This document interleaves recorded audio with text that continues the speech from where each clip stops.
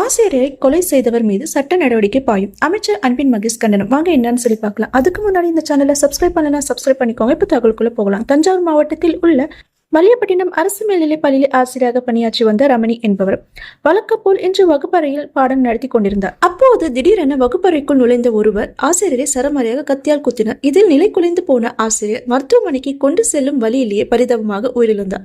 இதையடுத்து ஆசிரியர் குத்தியை கொலை செய்து சின்னமனை கிராமத்தை சேர்ந்த மதன்குமாரை கைது செய்த போலீசார் அவரிடம் விசாரணை நடத்தி வருகின்றனர். இந்த நிலையில் பள்ளி கல்வித்துறை அமைச்சர் அன்பின் மகேஷ் பொய்யா மொழி வெளியிட்டுள்ள அறிக்கையில், தஞ்சாவூர் மாவட்டம் மல்லிப்பட்டினம் அரசு பள்ளியில் பணிபுரிந்த ஆசிரியர் ரமணி அவர்களின் மீதான தாக்குதலில் வன்மையாக கண்டிக்கின்றோம்.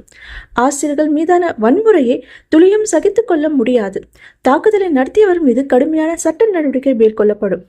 ஆசிரியர் ரமணி அவர்களை இழந்து வாடும் குடும்பத்தினர்களுக்கும் மாணவர்களுக்கும் சக ஆசிரியர் பெருமக்களுக்கும் ஆழ்ந்த இரங்கலை தெரிவித்துக் கொள்கின்றோம் என்று குறிப்பிட்டுள்ளார். தஞ்சை மாவட்டத்தில் நடந்த மிக கொடுமையான ஒரு நிகழ்வு நடைபெற்றிருக்கிறது. சொந்த பிரச்சனையாக இருந்தாலும் பள்ளிக்கூட்டு உள்ளே நுழைந்து இது மாதிரி சம்பவம் நடந்துவிடக்கூடாது என்கிற எண்ணம் தான். உடனடியாக நம்முடைய தமிழ்நாட்டு முதலமைச்சர் தொலைபேசி தொடர்பு தான் ஏற்கனவே விவரத்தை கேட்டிருக்கிறார். மாவட்டத்துடைய அமைச்சர் உயர்கல்வித்துறை அமைச்சர் இடத்துக்கு வருந்து கொண்டிருக்கிறார். இப்போ நானும் நிறைய விமானத்துக்கு சென்று 3 மணி விமானத்துக்கு சென்று நானும் சம்பவம் நடந்த இடத்துக்கு செல்ல நாங்கள் இருக்கின்ற கலெக்டரை நாங்கள் அமைச்சிருக்கோம். சம்பந்தப்பட்ட நபர் கைது செய்யப்பட்டிருக்கிறார்.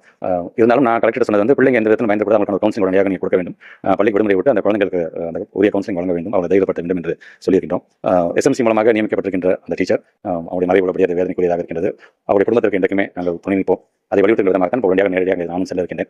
நடந்தது என்ன, உண்மையிலே நடந்தது என்ன என்கின்ற அந்த விவரத்தையும் நம்முடைய மாவட்ட ஆட்சியர் தெரிந்து கொண்டு முழு விவரம் வந்தது அங்கேயும் நம்முடைய பத்திரிகை ஊடக நண்பர்களை சந்தித்து நான் விவரத்தை நீங்கள் சொன்ன மாதிரி ஆசிரியர்கள் எப்போதுமே எங்களும் கேட்க இந்த பணி பாதுகாப்பு என்று சொல்லிட்டே இருப்பாங்க. கண்டிப்பாக நம்முடைய தமிழ்நாட்டு முதலமைச்சருடைய கவனத்திற்கு நாங்கள் கொண்டு செல்வோம்.